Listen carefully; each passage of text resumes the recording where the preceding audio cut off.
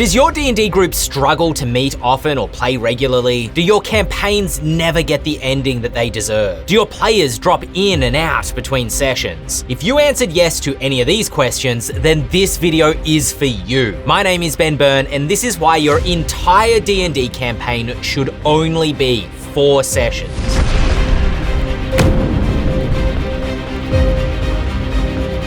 A 4 adventure campaign is pretty much exactly what it sounds like. An entire D&D story told in only 4 sessions. But there is a trick to making this work. Firstly, the 4 adventures should be completely episodic, almost like self-contained one-shots. There should be a clear goal or villain for each adventure, which is overcome by the end of a single game. And there's many reasons to plan your campaign this way. Your players will feel like they're making story progress and impacting your world every session because they're resolving a problem or a story arc every game. Precious game sessions don't feel wasted on a shopping adventure or revisiting the tavern to get new rumors. One-shot style games make the story feel like it's moving at a pace. It also means that it matters less if a player misses a session or your group has a rotating player roster. You're never stopping mid-dungeon or mid-epic story beat, so it doesn't feel as vital for everyone to be present at every game. Characters can come in and out depending on player availability. You, the GM, also get to use a variety of monsters and create a variety of scenarios across the campaign, instead of spending endless sessions in the same goblin camp. One week might involve hunting a wyvern on a mountaintop, while the next adventure is about banishing ghosts from a swamp. The Monster Hunt adventure structure, which I fully describe in one of our most popular videos here, works extremely well for creating these episodic sessions. All that being said, the second trick for this 4 adventure campaign structure is putting something in each session that links to the next session or the overarching story. This could be a common problem. Maybe a town is suffering from an incurable plague, and the overarching story is finding the cause of this plague and stopping it. One session could be about defeating bandits who are stealing the town's medicine. The next could be about investigating a local hag who might be causing the plague. Or perhaps your adventure is a treasure hunt. After defeating each monster or villain of the week,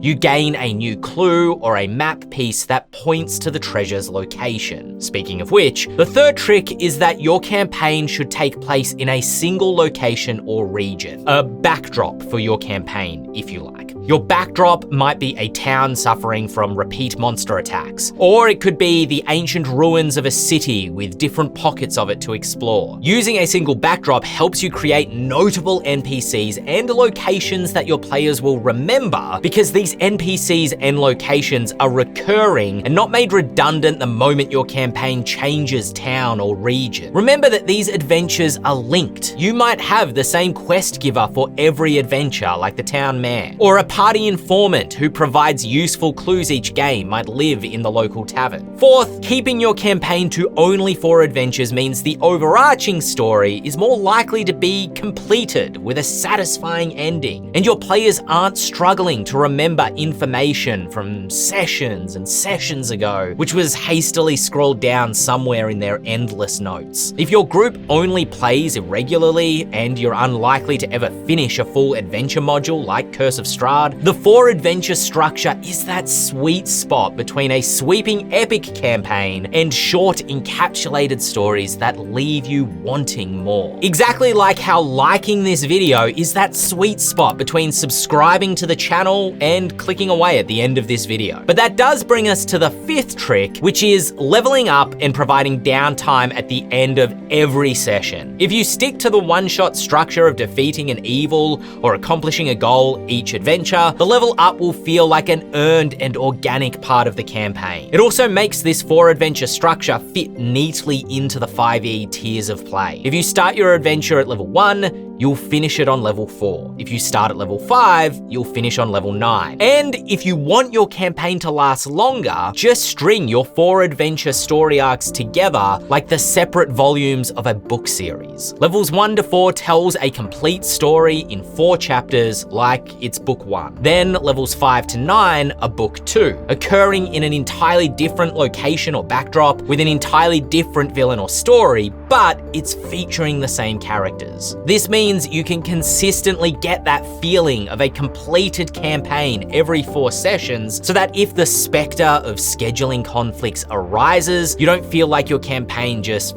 fizzled out. The 4 adventure structure is also basically how convention adventures need to be written, because every game session needs to tell a complete and satisfying story. I kind of taught myself this campaign structure whilst writing adventures for Aussie online conventions during the 2020 lockdowns. In fact, my first 2 ever published adventures used this structure, although admittedly that one was 5 adventures, not 4, but that demonstrates how you can adjust this structure to your preferences. You can also play with us in a 4 adventure campaign at Gen Con 2025, where Ghostfire Gaming is launching a Grim Hollow organized play called The Grim Hunt. In fact, you can help run these adventures if you want to play them as the GM. Signing up to be a GM can get you perks like a free Gen Con full show badge, free space in a convention downtown hotel room, or being a paid GM in actual dollars. If you'd like to help GM The Grim Hunt, we'll be sharing info soon in the Ghostfire Gaming Discord, so hit that link to join so you don't miss out. And if you can't make Gen Con,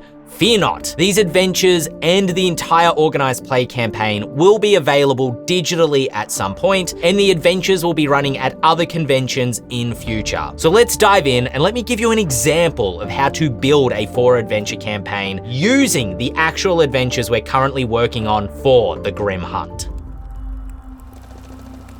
Our adventure begins in the ruins of Walstein. This is our campaign's backdrop. Once a large city within the Burak Empire, Walstein was burned to ashes during the God's End, a civil war that resulted in the death of all gods. Today, Walstein remains as a giant cemetery, a silent labyrinth of fire-blackened buildings and empty windows, grown with moss and haunted by ghost stories. Monsters lurk within the ashen ruins and skulk into the surrounding countryside, making the region a lucrative hunting ground for mercenaries and monster hunters like you. Bandits and treasure hunters plunder Walstein for its secrets and riches, or rob from nearby settlements that prove to be easy prey. A makeshift grey market of merchants and swindlers has arisen, where rumors and equipment are traded for the treasures found within the ruins. Soldiers of the Buraka army are also garrisoned at Walstein, though their numbers are too few to enforce the Emperor's laws against looting, banditry, or smuggling. Academics from the prestigious Erlefurt colleges are occasionally seen practicing their magecraft within Walstein's ruins. The mages' interest in the city isn't known,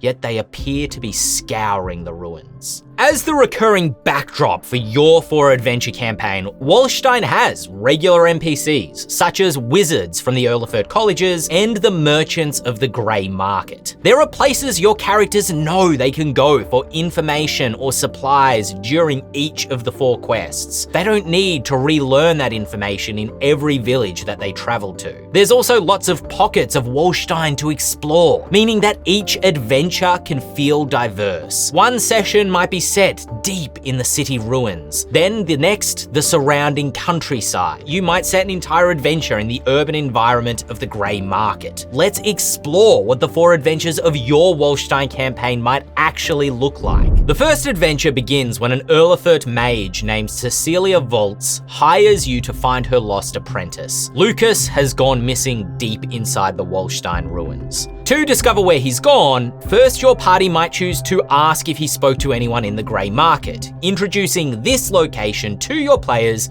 for the first time. And as it happens, a merchant named Daemon sold Lucas a map to a cache of magic items inside Walstein's ruins. Lucas went to recover these arcane treasures. The body of this adventure is exploring the Walstein ruins and unearthing the arcane treasures Lucas went in search of. You might even find the apprentice and return him safely to Cecilia, earning you favor with the Erlefurt mages for the future adventures. However, Among the cache, you discover an object that radiates divine power. It appears like a skull fragment made of gold and can be used by divine casters to increase their spell attack bonus and their spell save DC. But where did it come from? It doesn't match any other object in the cache. In the second adventure, a farmer hires you to banish the ghost of his daughter, Teresa, from his farm. The girl was murdered by bandits from Walstein. Rather than a violent exorcism, you can put her spirit to rest by hunting her killers instead. You might return to Damon in the Grey Market for info on these brigands. After hunting each of them down, you discover the reason the bandits murdered Teresa was because she stole a magical artifact from them that was found in Walstein's ruins. This item, again, drips with divine power, a beating heart